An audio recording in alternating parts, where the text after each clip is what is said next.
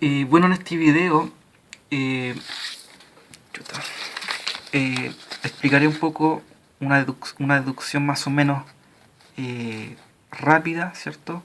De la ley de gravitación universal de Newton en función de leyes que ya había obtenido, por ejemplo, Kepler, y también en función de la ley de la mecánica que ya había postulado Newton, como la segunda ley de Newton y la tercera ley de Newton.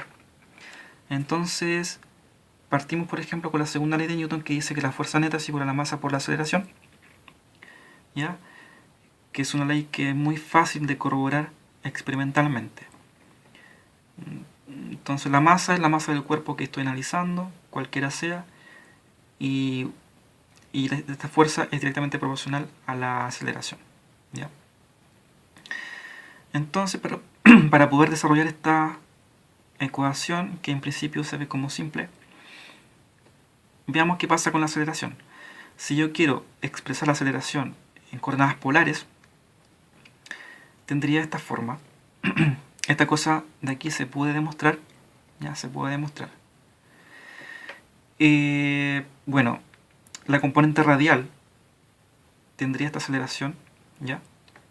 Que sería la aceleración centrípeta, todo esto de aquí, en donde R2 punto es la segunda derivada de la posición respecto al tiempo, θ punto es la primera derivada respecto al tiempo de la posición angular, ya, o sea, sería la velocidad angular al cuadrado. Aquí tengo, y también tengo θ2 punto, que es la segunda derivada en el tiempo de la posición angular, o sea, es la aceleración angular. Entonces todo esto de aquí es la aceleración radial en el vector R, o sea, la centrípeta, y esta de acá es la aceleración tangencial porque está actuando en el vector unitario E sub θ, o sea, perpendicular al vector radial. Ya, importante acá que este vector unitario R tiene que ser perpendicular al vector unitario E sub θ. Entonces toda esta expresión de aquí es la aceleración de un cuerpo en coordenadas polares. Ya. Entonces, simplemente esta aceleración la reemplazo acá y tengo entonces que la fuerza que tengo que aplicar a un cuerpo de masa m va a ser igual a m multiplicado por esa aceleración en coordenadas polares. Entonces, la idea es seguir desarrollando esto y, por ejemplo, saber qué es lo que sería R2 punto y θ punto al cuadrado, por ejemplo.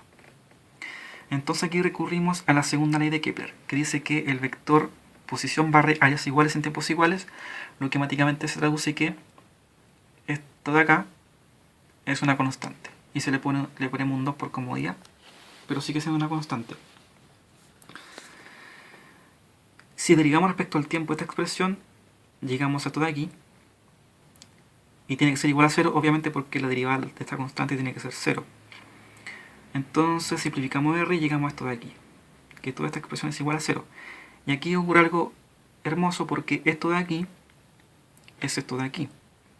O sea, deducimos, gracias a la segunda ley de Kepler, que la componente tangencial de la aceleración es 0. Así que esto se va y nos queda simplemente que la fuerza es igual a la masa por esto.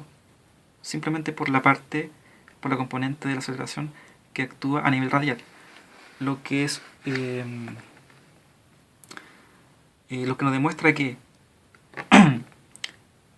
la segunda ley de Kepler al mismo tiempo me está diciendo que la fuerza que va a generar la órbita, ¿cierto? La trayectoria tiene que ser una fuerza central, una fuerza radial. Eso es lo que me está mostrando esto. Ya, entonces ahora simplemente hay que deducir y expandir esto de aquí. Una curva, una cónica en general, la puedo expresar de esta forma, en polares, ¿cierto? Como una constante dividido 1 más e coseno de θ, donde θ va a ser la posición angular del vector posición y e va a ser una constante que corresponde a la excentricidad. Si derivamos respecto al tiempo r, porque nos olvidemos que queremos encontrar R2 puntos, así que hay que derivar esto respecto al tiempo. hay que derivarlo respecto al tiempo y después derivarlo de nuevo para encontrar R2 punto, que es lo que tengo aquí. Entonces, derivamos respecto al tiempo, llegamos a esto de aquí, ¿ya? ¿Por qué? Porque, por ejemplo, esta parte de aquí está relacionada con la segunda ley de Kepler, así que la podemos meter la segunda ley de Kepler en función de su constante de aquí, ¿ya? Entonces, es desarrollo netamente algebraico, y llegamos, por ejemplo, que la aceleración, esta de aquí, esta, la podemos escribir como esto de aquí, ¿ya? Está en función del vector posición y unas constantes, C y P. P tiene que ver con las cónicas y C una constante referente a la constancia de esto de aquí, que se barre áreas iguales en tiempos iguales. Ya, entonces reemplazamos esta aceleración en la segunda ley de Newton y nos queda que la fuerza es igual a la masa por esa constante dividido r al cuadrado. Entonces aquí ya está tomando forma porque aparece el r al cuadrado, ¿cierto? Y obviamente en el vector unitario r porque es una fuerza radial. Y negativo porque va en sentido contrario al sentido positivo de r, que es hacia afuera. Entonces podemos agrupar las constantes 4, c al cuadrado y p como una sola constante k sub 0. Entonces puedo expresar la fuerza como esto de aquí, como m por una constante dividido r al cuadrado, donde la constante k sub 0 que yo definí es eso de aquí, ¿ya?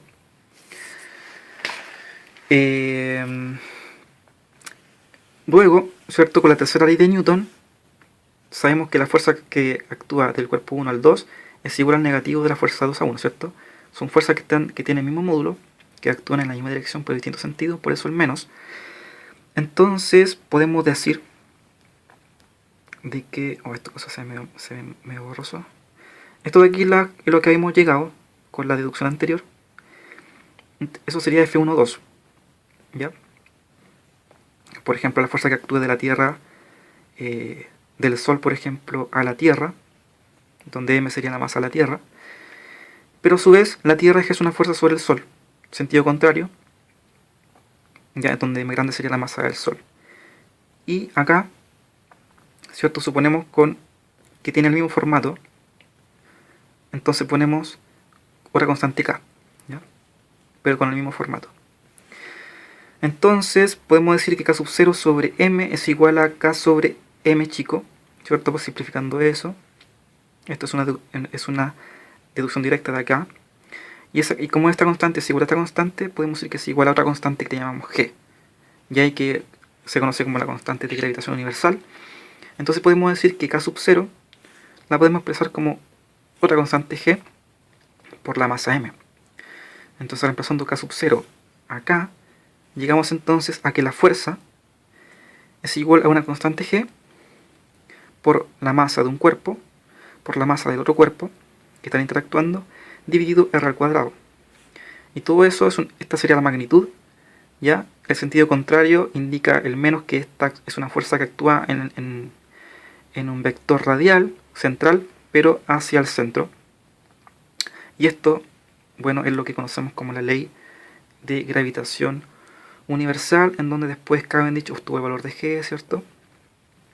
Y que esta ley permite deducir cosas muy poderosas, como la trayectoria de los cuerpos, y predecir el movimiento de los cuerpos en el futuro, ¿ya?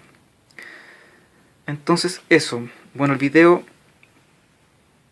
está dedicado a la gente que ya sabe que esto es verdad, ¿ya?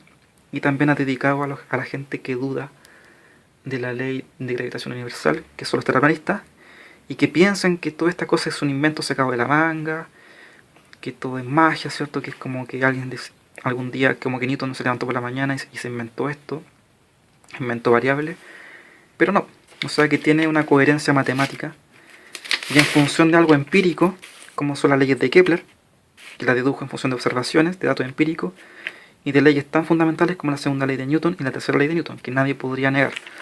Entonces la ley de gravitación universal es súper válida y sabemos que es válida. Así que eso, muchas gracias por el video y hasta pronto.